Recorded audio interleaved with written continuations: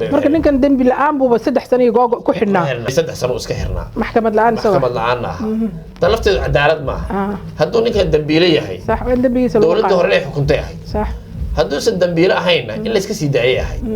laakiin sidoo kale xasan sheekh tiimkiisuna say sameeyaan sax ma ahano waxa la rabay inay intaysan golaha wasiirada keenin dambigiis in xaqiisa la siiyo in la yiraahdo ninkan dambiile ma ahan maxkamad inta loo dhiibo in la yiraahdo wax dambi miyaa lagu hayaa in ninkan dambigiisa inta la tirtiro la yiraahdo ninkan dambi lagu hayo xaq daraa lagu Soomaaliyeed ugu qancaan waliba xaqiisa la siiyo 3 sano xaq ay arba ahayd xaqiisa la siiyo assalaamu calaykum wa rahmatullaahi wa barakaatuh waxaan maanta rabnaa inaan falaaqayno dawladda cusub waanani maxamed maanta falaaqaynana maxamed ku soo dhawow waa dhawahay inda waqti loo amaadsan tahay runtii waxyaabaha ugu xiisaha badan oo maanta Soomaaliya ka jira dawladda cusub iyo golaha wasiirada runtii la magacaabay waxa kale oo cusub markii ugu horeysay oo nin xabsi guri laga soo saaray oo laga dhigay alaadul wasiir noqday arinta dadka Soomaaliyeed runtii aad baa lagu kala aragti duwanaaday dadku dhinac baad moodaa inay u badan yihiin marka labadaas arrimood baan rabnaa inaan qaadaa dhigno marka waxaan rabnaa inaan ku horumarno aan rabo hinday inaan ka wareysto sida la socoto saadaasha waxaan rabnaa inaanu waxyaabaha ka dhacaya Soomaaliya inaanu si fiican maanta u qaadaa dhigno tan ku bilowna madaxweyne xasan sheekh sida la socoto isaga iyo prime ministerkiisu waxay soo dhiseen golo wasiir cusub dadka Soomaaliyeed aad baa lagu kala duwan yahay dad aad bay u soo dhaweeyeen oo dadna waa ka hor yimaadeen waxa muuqata maamul goboleedyada ma soo dhaweynin oo wali maamul goboleed si official u soo dhaweey ma jiro qaar baa madaxweyne ku-xigeenadooda ayaguna xataa ka hadleen sida Jubbaland iyo Galmudug madaxweyne ku-xigeenadooda Puntland wali kama hadlin marka waxaan rabaa muxuu mudan yahay xasan sheekh saadaasha yani maxay say anaga saanu aragno anaga saynu aragno ilan hortay bismillaahir rahmaanir rahiim madaxweyne xasan sheekh waa madaxweynaha kaliya Soomaaliya ee madaxweyne mar labaad noqday horta marka hore mabruuq waxaan leenahay hambalyo baanu leenahay waa talabaad waa arrin uguba haddii sida caadada inoo ahaato marka u horeysaba qofku uu dhaho madaxba meesha sukay aynu hore qoolka ka qaadano waa dhibkayna haysto weeye hadda dhowr action buu sameeyay dhowr actionkaas wuxuu inta uu hadda safar galay in baynu inagu wax ka sheegi karnaa aragtida say inoo la eg tahay waxa maqaalkiisa ahaa ama halku dhigiisa ahaa Soomaali heshiisa adduunkana heshiis la ah uu ahaa marka ma talaabadiisa hadda uu qaaday say kula tahay hadaa maxamed itiraadin ani ahaan mawaadin baan ahay mise maanta wax uu qabto wax weyn wali weeye waa ugub laakiin actionka u horeeyay uu qaaday oo ahaa ani ahaan waxaan rabay maadaama uu qabyo ninkeeda dhameystira halku dhigiisu 5 sano u hor la soo dhaafo uu ahaa mudane madaxweyne inuu hortay marka u horeysay ee dhaartii ay dhamaatay inuu hortay uu wadanka uu gudihiisa wax badan ka bedelo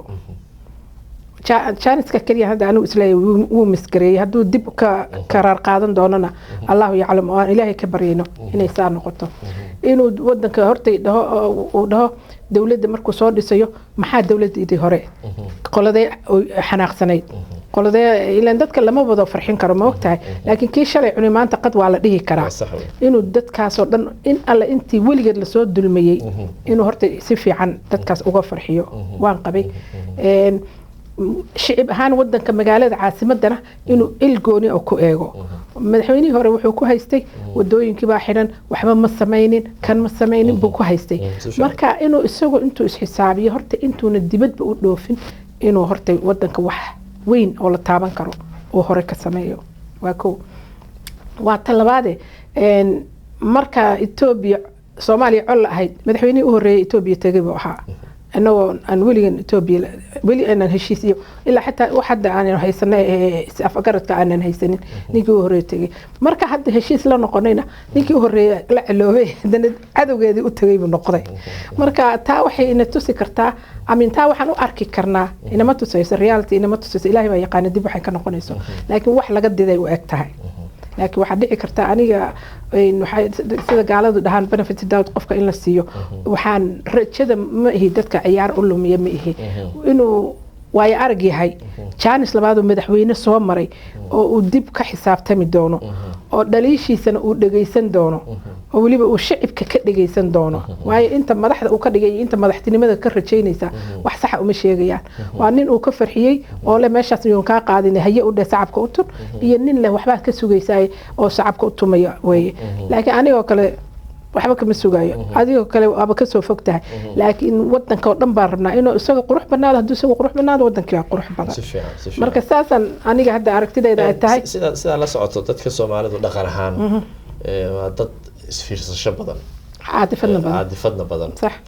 khaasatan dadka siyaasiyiinta Soomaalida inta aan ka aragnay sax waa dad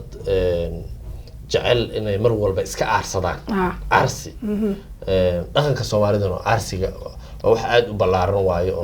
oo qofka Soomaaliga haduu xanaaqo badana maskaxdiisu ma kala harto waxa laga yaabaa qofka marka is hayaan inuu meesha u dambeeyo gaarsiiyo sida la socoto waxyaabahan isleedahay waxyaabihii uu Xasan Sheikh waxyaabihii farmaajo uu iska riixay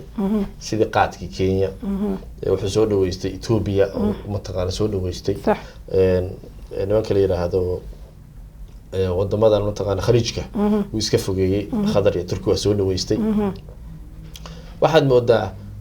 Xasan inuu ku muuqata Xasan inuu ahaa nin sugayay inuu waxyaabihii uu sameeyay oo farmaajo sameeyay nin ka xun oo hatta sugu waayay waqti uu dawladdiisa ku soo dhisto asagoo bal xoogaa xasiloon inuu mataqaana soo prime minister haysanin asagoo golo wasiir haysanin asagoo dawladda u dhisnayn inuu kaligiis go'aamo qaata masiiri ah oo qaatay taasna ay ku keentay caadifad uu qabay farmaajo arinta dawladda hore u qabay sax asagoo cid ku qancinay hadda aan la garanayn sax ma waxaan dhihi karaa horta way tahay ma dhigi karno qofna qof calooshiisa kuma jiro laakiin way u eg tahay way u eg tahay 100% boqolkiiba way u eg tahay oo laakiin waxaan rajaynayaa aniga waxaan ku leeyahay rajada ma jecel inaan lumiyo waxaan rajaynayaa in uu noqonin sidii Donald Trump uu isku dayay inuu wax walba Obama qabto tirtiro si uu Obama magac u yeelanin oo wixii uu ku fiicnaana farmaajo uu ku hambaliyeeyo wixii uu farmaajo uu dhamaystirina uu dhamaystiro wixii isaga markii hore uu qabya u ahaa uu dhahay qabya ninkeeda dhamaystirana inuu dhamaystiro laakiin sideedaba waa caadifadan aad sheegtay Soomaali haysato dib u haysa dawladdu waa dawlad cusub 70 bari mise 80 bari way jirtaa qof walba go'aan buu reer qaraar ka gaaray laba qabiil waa bahasha qabiil baan ku qaybsan qabiilka inaan ku qaybsano wax xun ma ah waa ku heshiinay laakiin qabiil ahaan inaan cadow ahaano oo kan markuu wax sameeyo kan uu jabiyo de marka inaga maanta aan guri qabiil aan dhex taagnaanayna waxaan rabaa kii hor wuxuu qabtay in la dhaho wallahi midalan ciidamadu dhisay farmaajo ciidamadu dhisay wuxuu keenay madaxweyne farmaajo wuxuu keenay dad badan oo arday oo dibadda ka soo xiriyo rafaadsana waxaan rajaynayaa qabyadii isaga u taalay hadaan xusuusiyo madaxweynahayga maxaan dhahay mudane Xasan Sheikh aan xusuusiyo gabdhuhu geeyay Sacuudiga gabdhuhu geeyay dhibaato ka soo yeerisay 5 sano qabyadiisa inay kamid ahaato oo gabdhaha uu soo celiyo oo uu kula xisaabtamo Sacuudiga Soomaalida mar walba waxay ku soo celiyaan waxaan nahay dawlad soo koraysa waxaan nahay dawlad waxba aan qaban karin wal awood waa leenahay awoodda in la hada ku kici kar la inagu isku burburinayno waa leenahay inuu dadkani waxba inaga rabaane waxa ay inaga rabaan ku daro qorshaha oo heshiiskii ay ka baxeen inuu gabdhaha ay tiraadeen waa idin shaqo geynaya gabdhahaygii keena bal hortay itusa haday gabdhihii wada nool yihiin haday wada dhinteen marka kadib calaaqaadkeenu wax noqon kara marka inay raggan intay rag Ilaahay baa ka dhigay ragnimadooda miiska saartaan inay kula xisaabtamaan dawladahan oo dhan waxba inaga rabaan adduunka oo dhan Soomaaliya wax ka rabaa waadihana meel waxaan fadhinaa adduunku intuu soo wada dhameystay wixiisa intaana la isugu yimid baa la joogaa marka ani way u egtahay arrinta su-aashaad i weydiisay haddaan usoo noqdo laakiin waxaan rajaynayaa inuu qorshe weyn damacsan yahay madaxweyne labaad oo soo noqday mana jiro chancena in la siiyo oo dee la sugo oo aan lugaha lagu dheganaado haddii kolmo ka yimaado lugaha lagu dheganaado timeka kaga dhamaado sidaas waa mashaakil waxyaabaha xasan sheekh runtii dad badan oo Soomaaliyeed ay runtii farta ku fiiqayaan waxaa ka mid ah waxaa jira dowladda farmaajo waxaa jiray dad ay maxkamadaha dalka xukumeen oo nin bayr nin liira nin cadaan iyo niman kale oo Soomaali reer Nairobi degan nimankaas marka waxa lagu eedeeyay inay qaranka dambi ka galeen dambiyaal loo haystay maxkamadda dalka xukuntay nimankaasi maalintii laga soo qayb galayay xafladii caleemasaarka madaxweynaha way yimaadeen marka nin ka mid ah baa Twitter soo qoray wuxuu yiri waxaan ka yaabanahay buu yiri ninna waa ay xukumeen ninna waa ay marti qaaday marka dawlad ahaan marka loo fiirsho sababtoo waxna waa shakhsi waxna waa haykel dawladeed ma isleedahay xasan waa ka muuqataa inuusan haykelka dawladda fiirinaynin ee kaliya uu fiirinayo iska dhicin xiyaabihii farmaajo uu sameeyay inuu baabi'iyo horta mudan xasan madaxweyne xasan wuxuu kamid yahay Soomaalida wada caadifiinta uu kamid yahay isaga meel kale kuma dhalan isna Soomaaliya ku dhashay oo 30 sanana dagaal sokeeyay ku jirnaa way dhici kartaa laakiin waan kala talinaynaa waayo marka qofku magaca Soomaali qaado oo madaxweynihii Soomaaliya tahay marka lagu dhaho arintu qoyskaaga iyo magacaaga way dhaaftay culays badan ku saaran taariikhda meel ka gelaysa marka taariikhdiisa inay meel dahab ka galo oo meel madow ka gelin waa kula talinaynaa waa taa waa mid hadda ninkaasi farmaajo xasan madan xasan ma kala jeclay madan farmaajo midna ma kala jecla wuxuu yiri ninna wuu xiray ninna wuu casuumay yaani hawlow aan nahay wuu tusaya adduunka madaxtinimadeenu inayna waxba ahayn uu tusaya marka eragaas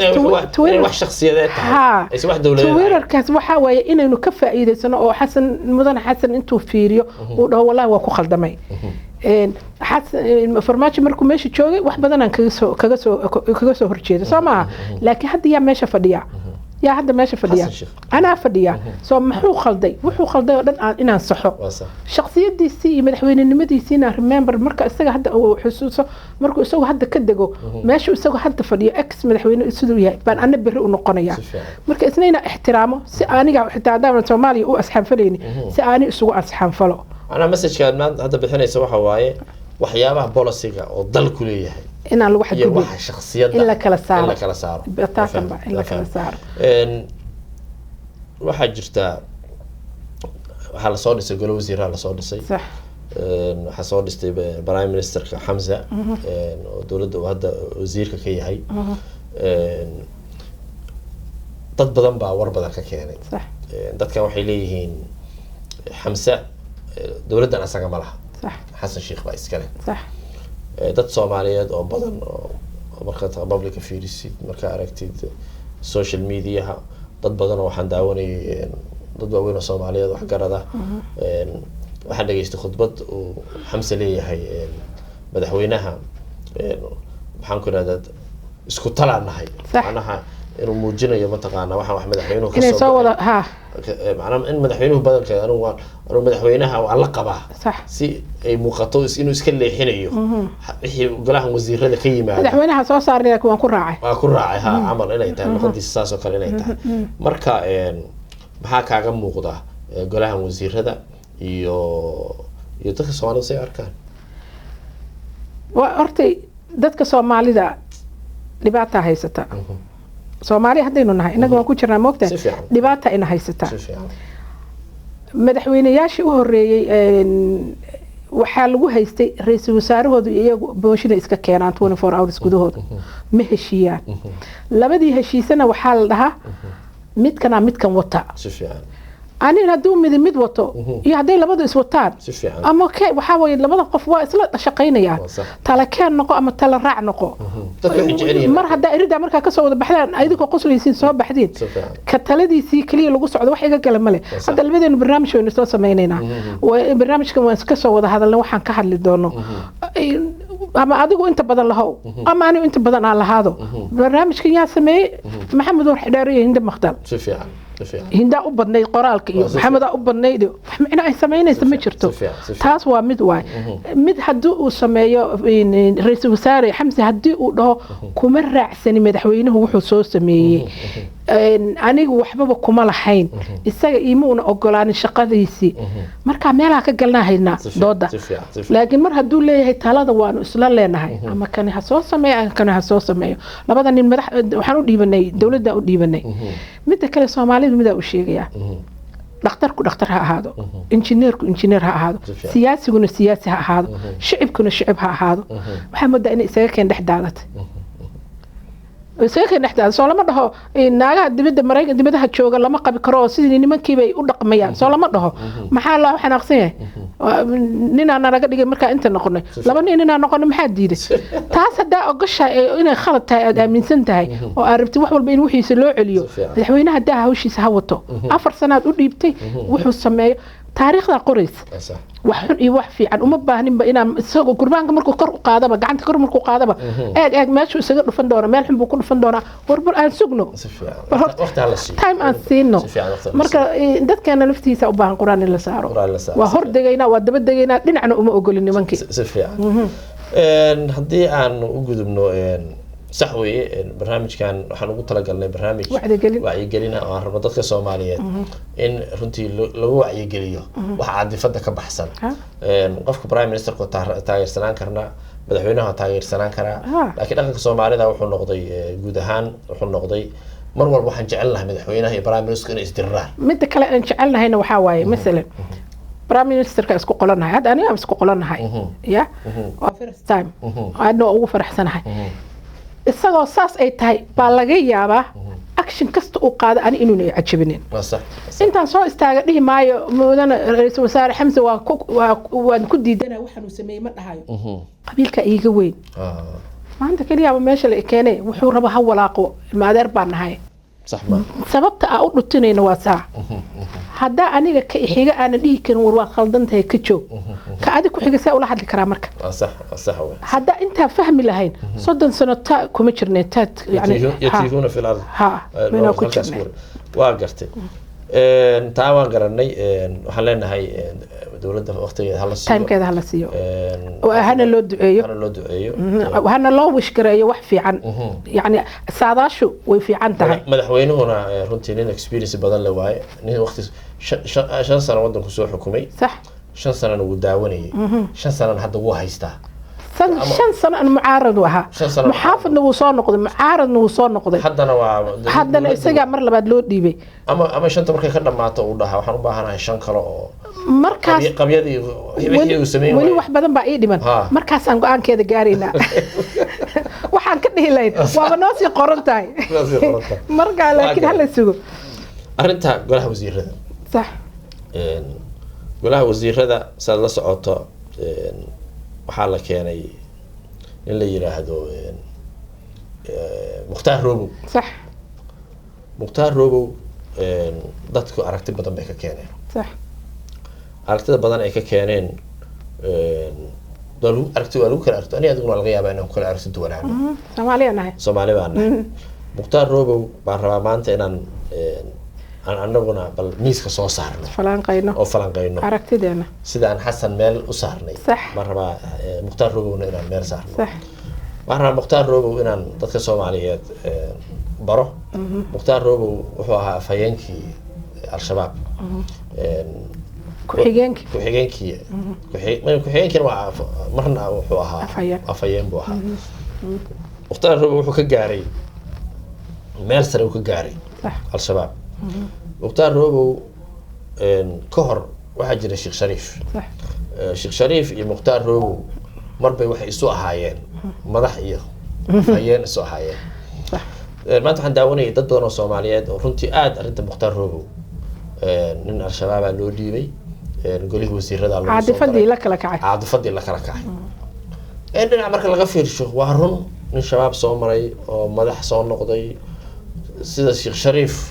oo maxaakiimta madaxda ku soo noqday qayb kamid ah maxaakiimta soo jabtay haddana Mukhtaar Robow maxaakiimtii uu ku jiray صح oo ragii ugu muhiimsanaa kamid ahaa oo asaga labadooda press conference wada qabanaya صح wax badan baan daawan jirnay dadkeena qurbaha laftooda waxa laga yaabaa waqtigaas dad badan oo Soomaaliyeed qurbaha dadkii maxaakiimta taageersanaa baan ahay oo waxaan u taageersanay isbedel iyo warlord iyo balaayan nabad baa aragnay meel kasta nabad joogtan waa taageeraysaa nabad walba meeshii nabad taalana aan ku khasbanay lagu qasbayaa cidii nabad keenta iyo nidaam la timaada 30 sano dawlad la'aan ku jirnaa marka meeshii wax kala xaq kala goynaysa waa raacayna soo dhaweynaya صح arinta marka Mukhtaar Robow dad badan baa ka hadlay dad badan oo madaxa laga wareystay laakiin Xasan Sheikh iyo ninka la yiraahdo Xamse go'aan waxay qaateen geesinimo leh saacada u aragtay saacada u arkaha go'aan geesinimo leh qaateen marka go'aanka ay qaateen Mukhtaar Robow oo xabsi guri ku jiray bi wasiirka cadaaladda diinta awqaafta siiyeen arinta dad badan ma soo dhaweyn صح أنا لكن dadka soo dhaweeyaan kamid ah ay maxaa ku soo dhaweysay maxaa ku dooratay waxaan ku soo dhaweeyay dadka Soomaalidu waxa fiican history wax lagu barto ana waa run inuu ninkaan al-shabaab ahaa laakiin waxa hadana runa ninkaan inuu al-shabaab ka soo baxay waxa runa inuu iska soo dhiibo baydhabo صح waxa runa in mataqaana isu sharaxay madaxweynaha madaxweynaha maxaan ku raada baydhabo maxaan ku raada Southwest inuu isu sharaxay koonfur galbeed inuu isu sharaxay arrinta wuxuu ku helay popularity dadkiisa reer koonfur galbeed laba wax bay ugu farxeen number 1 inuu nimankan ka soo baxay ilaahay ka soo saaray number 2 waxay kale ugu farxeen inay u arkeen nin leader ah oo dadka dhalinyarada ama aqoon-yahanadii ama dadkii wadankaas joogay inay u arkeen marka Mukhtaar Robow way soo dhaweeyeen aad u soo dhaweeyeen صح tan marka waxay u muuqdeen nin koonfur galbeed ah oo mataqaana siyaasi ah oo qolo ku biiray taa marka kama duwana soo dhaweyntii Sheekh Shariif la soo dhaweeyay صح kama duwana sababtoo ah nin walba marbu team ka soo baxay haddana waa ku soo noqday haddana waa mataqaana marka ninka markii koobaad uu ka soo baxay isna kuma noqonin oo ninku wixii ku noqday ma aha marka arintaas waxaan is leeyahay haddii marka uu yimid oo uu systemkii soo galay oo nidaamkii dawliga soo galay oo dawladnimadii raalli baan ka ahay oo uu nimankii yiri waa ka baxay shuqul dambe kuma lihi ma fahamtay runtii video anigu aan arkay oo leeyahay waa ka toobad keenan anigu waan arkay waa ka toobad keenay kadib ayadoo intaas jirto buu sharaxay dawladdii ninka la yiraahdo farmaajo baa waxa lagu sameeyay in xamar loogu yeeray ama la soo xirayba sidoo ku yimaadaba ayadoo markaa looga hortagayay in dawlad goboleedkaas inuu qabsado looga hortagayay marka adu ala kulli xaal ana waxa ii muuqata marka ninkan marka mar labaad dambi uu galay laguma xidhin waxaad leedahay waxa lagu xidhay iyaga iska ka shakiyay inuu iyaga mucaarad ku noqdo marka saan bay u xidheen marka ninkan dambi la'aan buu 3 sano googo ku xidhnaa marka waxa sii dheer ninkan waxa cilada kale uu sameeyay waxay ahayd inuu mataqaana ninkan sameeyay wax la yiraahdo in la xiray 3 sano iska xirnaa maxkamad la'aan talafteedu cadaalad ma hadduu ninkan dambiile yahay صح dambigiisa lagu qaaday dawladda hore ay xukuntay ahay صح hadduu san dambiile ahayna in la iska sii daayay ahay laakiin sidoo kale Xasan Sheikh tiimkiisuna say sameeyaan sax ma ahano waxa la rabay inay intaysan golaha wasiirada keenin dambigiisa in xaqiisa la siiyo in la yiraahdo ninkan dambiile ma ahan maxkamad inta loo dhiibo in la yiraahdo wax dambi miyaa lagu hayaa in ninkan dambigiisa inta la tirtiro la yiraahdo ninkan dambi lagu ma hayo xaq daraa lagu Soomaaliyeed ugu qancaan waliba xaqiisa la siiyo 3 sano xaq ay arba ahayd xaqiisa la siiyo marka hadda waxaad moodaa in ay dawladdu حسن شيخ خلد ku saxday ma leedahay maya waxaan leeyahay dawladda Xasan Sheikh khalad bay samaysay laakiin waxaan is leeyahay wuu uga faa'iido badan yahay maya khalad ku saxday waay because dawladdii hore khalad gashay waa sax marka isagana khalad buu kuga jawaabay may kaliya ma ahan aniga kulli fakarkayga khaladka dawladda hore samaysay khaladka asaga uu sameeyay waxay tahay ninkan maxkamad geeyahay dawladda hore waa taas waan garanay may asaga laftiisa markuu isagana inuu si dadka Soomaaliyeed u fahmaan ninkan dambiile ma aha oo isaga laftiisu ninka waa dambiile midna ma kama hadlin marka khaladkaas uu sameeyay laakiin aan waxaan isleeyahay khaladka uu sameeyay Xasan Sheikh oo ninkan wasiirka ugu magacaabay waxa uga muhiimsan waxaan isleeyahay Mukhtaar Roobow wax badan bay dawladda ka faa'iido doontaa saasaan isleeyahay taa ma garanayno yani qof haddii uu u malaynayo inuu khaldamay oo uu rabo inuu isa saxo waa in laga sugo ilaa markuu isa saxan kreditka siin doonaa marka laakiin waxaa meesha taala oo de waa future yani waa dhici kartaa saa sheegaysa waa dhici kartaa in waayo arag weeye in la faa'iido oo labada dhinacba nabad dhex galo inuu qoladaas xitaa uu maslaxad keeno ilaan dadku waa dad Soomaaliyeed oo waxa la isku diidan yahay dib inta loo wada hadlo la dhaho ilaan Soomaali dilaya waa un dhibaatada Soomaali bay ku dhacaysaa wali moogta hooya wiilkeedii midna dhinacan ku jira midna dhinacan ku jira say dadku u fahmayaan yani faa'iidada aragtid adiga inay dawladdu ka heli karto maxay tahay ana marka waxaan isleeyahay Mukhtaar Roobow dawladdu waxay ka heli kartaa Mukhtaar Roobow waa nin shabaab ka soo baxay waa nin meel sare ka gaaray shabaab meel madax sare ka gaaray waxa muuqata Mukhtaar Roobow in uu rabo inuu awoodo in uu nabadna ka keeni karo colaadana hadduu la dirarana suu la dirar yaqaana marka waxaan isleeyahay qofku markuu tiimka hore ka mid ahaa way fududahay in haddii la rabo maanta in la heshiiyo Mukhtaar Roobow qaabka loola heshiin karo iyo waxa ay ku qanci karaan nin fahamsan oo dawladda ka gadi kara wax sababtoo nin ka mid ah dadka sidoo kalena haddii la rabo in la diriro Mukhtaar Roobow waa nin garan kara nimankaas loola diriro marka waxaan aaminsanahay ninkan waa nin experience leh oo labada dhinac experience u leh marka waxaan aaminsanahay dawladda Xasan Sheikh Mukhtaar Roobow caqabad kuma noqon doono waxay ka faa'iido doontaa maslaha wali waxaan rajaynayaa inay dadka inuu labada qoloba isfahamsiyo oo heshiis weyn dhex dhigo oo colaadu dhamaato Soomaaliya ay dhamaato marka waxaan aaminsanahay marka fakarkaas ah in mataqaana Mukhtaar Roobow laftiisa fursad la siiyo mid kale ninku waa nin muwaadin marka hadii horta qofka bini'aadamka Ilaahayba dadku wuu cafiyaa haduu qofku dambi galo oo uu dhahalay cafiyo oo la cafiyo waxa weeye beej cusub in loo sameeyo laakiin qofka inta la dhaw waa lagu cafiyo hadana laga laalaado sax maaha sax mid ugu dambaysa kulli aan fakarkii aan rabaa inaan ku soo koobo arinta ah Soomaaliya sida la socota siyaasiyiinta Soomaalidu siyaasadda ku jira waayahan waxay sameeyaan khaladaad waaweyn sax khaladaadka waaweyn waxa kamid ah oo aan u baahanahay dadka Soomaalidu inay ku baraarugaan dagaallo waxa dhaca salka ku haya siyaasad oo ay dad siyaasiyiin ka dambeeyaan waxa ku dhinta dad badan oo Soomaalida iska dhinta waxyaabaha marka cajiibka ah oo dadka Soomaalidu aysan dareenkeeda lahayn waxa kamid ah dadkan dhimanaya waxaad moodaa inaysan qiimo ku fadhinin dhimashadina macna beeshay dhimashadina macna beeshay waad ogtahay waxa ka dhaca xamar dagaal ka dhici jiray jubooyinka dagaal ka dhici jiray boosaaso ugu dambeysay dad 20 qof ku dhintay ragii dagaaladaas qaybta ka ahaa ya oo waxaan ka dambeeyay dadkii ka dambeeyay dagaalada waa dad caadi oo normal ah oo kala waa sax dambi looma haysto dadkii 20 qof marka ma qabiil bay dhabarka ka galiyaan waxay doonaan ka galeen ama maamul goboleed ha ka galeen ama qabiil ha ka galeen ama ciidamo gooni ha ka galeen ama federaal ha ka galeen dhibkaas dhacay in maanta cid loo saariyo aan la haynin oo maalin walba hadana dhacaya 20 qof dhimataan maqlaysa sababta ma garanaysaa see marka isleedahay waa lagu xalin sababta maxay ku imaanaysaa ma garanaysaa dawladda hadda ma la dhisayaa Soomaalida dawladeed in muddo dawladahan soo dhismayeen oo arkeenay ma ogtahay 30 sano waynu eegaynay way dhismaysay meesheedii taagnay wax kordhiyay ma jirin sidii tii hore loogu macaaradayo loogu maartay mooshin looga keenayay ama loogu raacayay bay u dhacaysaa mid walba u dhacaysaa dhibaatada ugu badan waxa waaye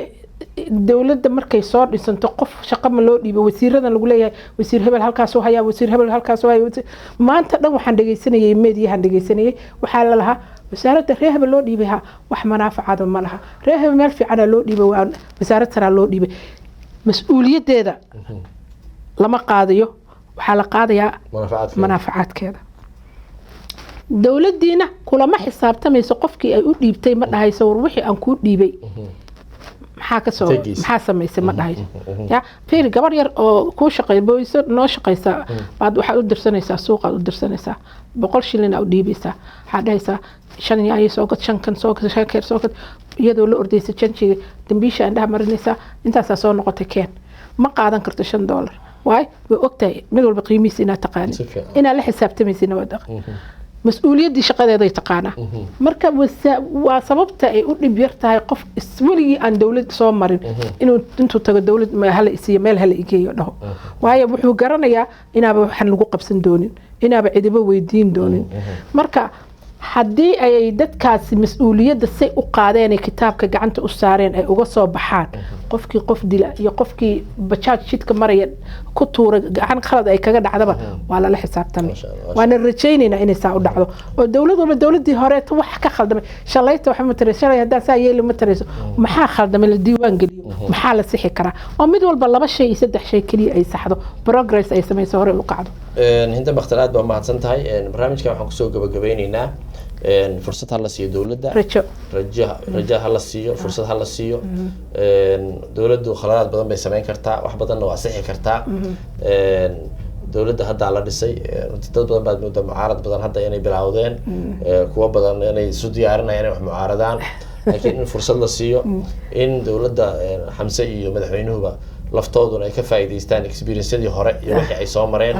laba qof oo experience la weeyay runta labadoodaba oo dad soo shaqeeyay weeyo la yaqaano marka insha Allah taala waxaan rajaynaynaa in dowladda fursad la siiyo waxaan idinkaga tageynaa sidaas iyo nabadgelyo